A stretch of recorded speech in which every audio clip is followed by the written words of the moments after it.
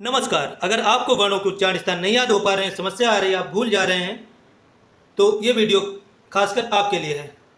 और जो साथी UP TET, C TET, super TET, RO या आरओ, पीसीएस आदि परीक्षाओं की तैयारी कर रहे हैं, तो ये वीडियो खासकर उनके लिए भी है। चैनल को सब्सक्राइब कर लीजिए। देखते हैं वर्णों का उच्चारण स्थान संस्कृत के सूत्रों के द्वारा। 6-7 सूत्र आप याद कर लेंगे तो वर्णों के उच्चारण स्थान संबंधित कन्फ्यूजन नहीं रहेगा। किसी भी वर्ण का उच्चारण स्थान पूछा जाएगा, आप आसानी से लगा सकते हैं। तो पहला सूत्र देखते हैं कंठ वर्णों का। तो अकुह विसर्जनीय नाम कंठा। सूत्र है अकुह विसर्जनीय नाम कंठा। तो इसमें आ जाता है आ, उसके बाद का वर्ग में आता है का, खा, गा, घा, अंगा, उसके बाद हा और विसर्ग। इन वर्णों का उच्चारण स्थान होता है कंठ। फिर से देखिए, आ, का वर्ग, हा और विसर्ग, उच्चारण स्थान होता है कंठ। उसके बाद तालु, तालव्य वर्णों का इचु यशानाम तालु। इचु यशानाम तालु यानी कि ई, और चा वर्ग में आते हैं चा, छा, जा, जा, या, उसके बाद या और सा। इन वर्णों का उच्चारण स्थान होता है तालु। सूत्र होता है इचु यशानाम तालु। आसानी से आप याद कर सकते हैं। 6-7 शब्द इसमें, 6-7 वर्ण है सूत्र में। इचु यशानाम तालु, ई चू से चा वर्ग, या उसके बाद सा। इन वर्णों का उच्चारण स्थान होता है तालु। उसके बाद मूर्धा, मूर्धन्य वर्ण कौन से होते हैं? सूत्र ऋटुर सानाम मूर्धा, ऋटुर सानाम मूर्धा, ऋटुर सानाम मूर्धा। तो ऋर, टा वर्ग में आते टा, ठा, डा, डा, अड़ा और रा और सा। इन वर्णों का उच्चारण स्थान होता है मूर्धा। सूत्र है ऋटुर साणाम मूर्धा, उच्चारण स्थान हो जाता है मूर्धा। मूर्धन्य वर्ण कहे जाते हैं। उसके बाद दंत, लिरतुल सानाम दंता, लिरतुल सानाम दंता, लिरतुल सानाम दंता। इसमें लिरा और ता वर्ग में आते ता, था, दादा, ना, उसके बाद ला और सा। इन वर्णों का उच्चारण स्थान हो जाता है दंत। ये वर्ण दंत कहे जाते हैं।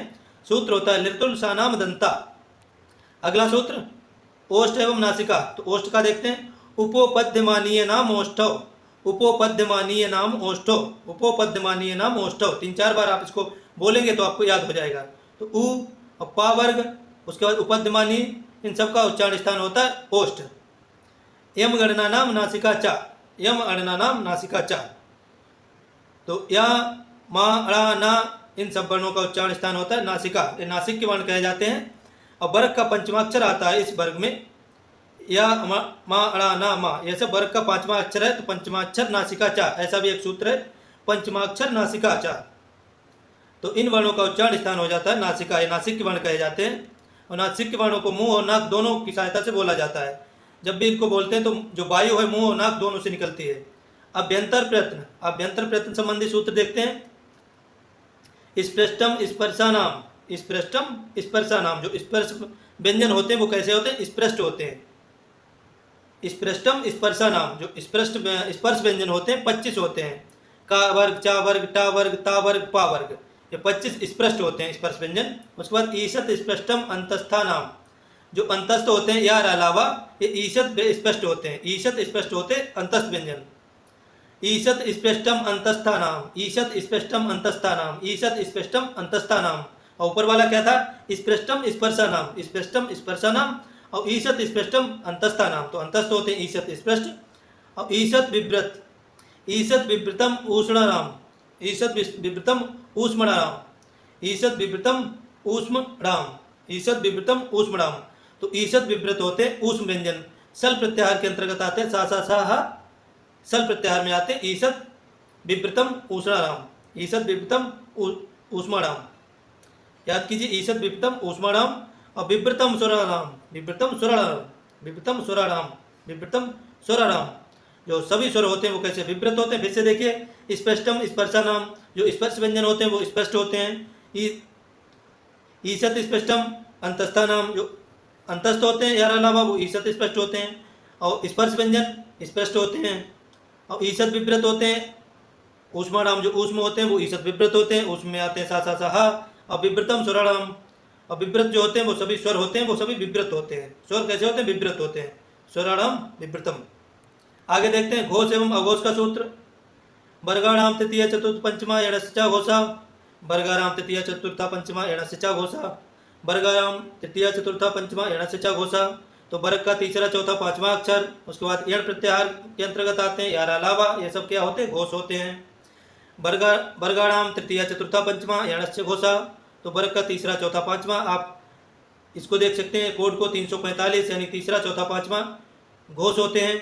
उसके बाद यण प्रत्याहार आ जाता है, इसमें यण प्रत्याहार में होते हैं 11 लाभा, तो 345 प्लस यण घोष है और सूत्र है वर्गाराम तृतीया चतुर्था पंचमा यणस्य घोषा। अब देखते हैं अघोष। वर्गाराम प्रथमा द्वितीय सलस्य घोषा, वर्गाराम प्रथमा द्वितीय द्वितीय सलस्य घोषा, वर्गाराम तृतीय प्रथमा द्वितीय सलस्य घोषा। तो 1 2 इसका कोड है 1 2 सा सा सा हा, ये अघोष है। वर्ग का पहला दूसरा और सल प्रत्याहार में आते हैं सा सा सा हा, ये अघोष है। और पहला तीसरा चौथा पांचवा और यण प्रत्याहार ये घोष है। पहला दूसरा वर्ग का और उसके बाद सल प्रत्याहार के अंतर्गत आते हैं ये अघोष है। अल्पप्राण महाप्राण का सूत्र क्या है? तो अल्पप्राण वर्गाणाम प्रथमा तृतीया पंचमाश्चा अंतस्था, अल्पप्राणा वर्गाराम प्रथमा तृतीया पंचमा अंतस्था च, अल्पप्राणा वर्गाराम प्रथमा तृतीया पंचमा अंतस्था च, अल्पप्राणा वर्गाराम प्रथमा तृतीया पंचमा अंतस्था च। तो प्रथमा तृतीया पंचमा और अंतस्थ वर्ण होते हैं 11 लावा, यण प्रत्याहार के अंतर्गत आते हैं। तो ये सब कैसे होते हैं? अल्पप्राण पहला तीसरा पांचवा, जैसे का वर्ग है तो का वर्ग में का, उसके बाद गा, उसके बाद वहाँ, ये सब कैसे हैं? अल्पप्राण है। उसके बाद 11 लावा अल्पप्राण है। महाप्राणा वर्गाराम द्वितीय चतुर्था सलस्य, महाप्राणा वर्गाराम द्वितीय चतुर्था सलस्य। महाप्राण कौन से? वर्ग का द्वितीय और चौथा, दूसरा चौथा। उसके बाद सल प्रत्याहार के अंतर्गत आते हैं सा सा सा हा, ये सब कैसे हैं? ये सब है महाप्राण।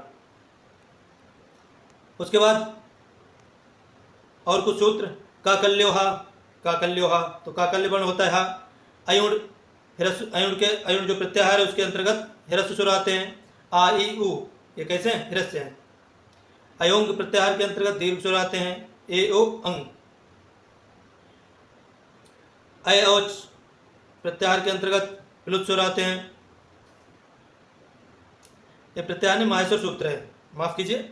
अयुण माहेश्वर सूत्र में हिरस्व स्वर आते हैं, अयोंग माहेश्वर सूत्र में दीर्घ स्वर आते हैं और अयोच माहेश्वर सूत्र में प्लुत स्वर आते हैं। अयुण अयोच अयोंग, अयुण अयोंग अयोच। तो अयुण में हिरस्व स्वर, अयोंग में एओंग में दीर्घ स्वर, अयोच में प्लुत स्वर आते हैं। उसके बाद कंठ, कंठ वर्ण होते हैं। इसका सूत्र है अको विसर्जनीय नाम कंठा।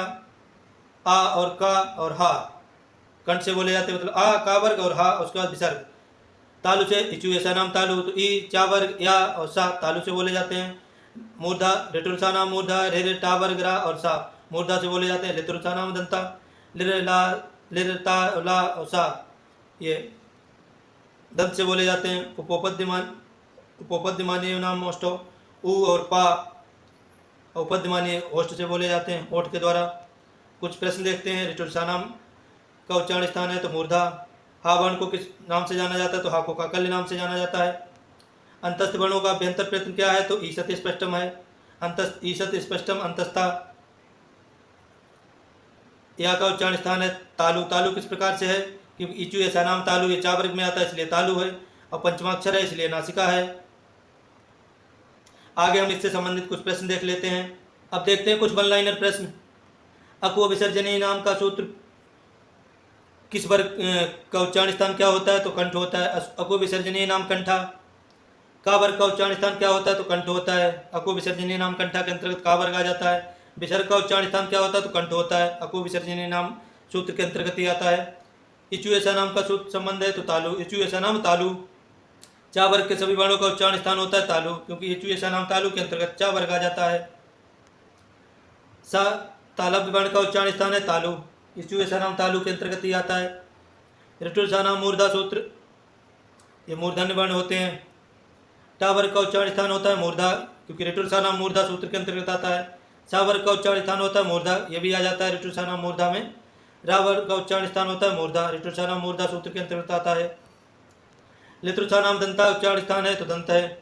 ता वर्ग का उच्चारण स्थान क्या होता है? तो दंत होता है, क्योंकि जो सूत्र है लितृसा नाम दंता। सा वर्ग वर्ण का उच्चारण स्थान दंत होता है। संस्कृत में लिर का उच्चारण स्थान होता है दंत। लितृसा नाम दंता सूत्र के अंतर्गत ये सभी आ जाते हैं।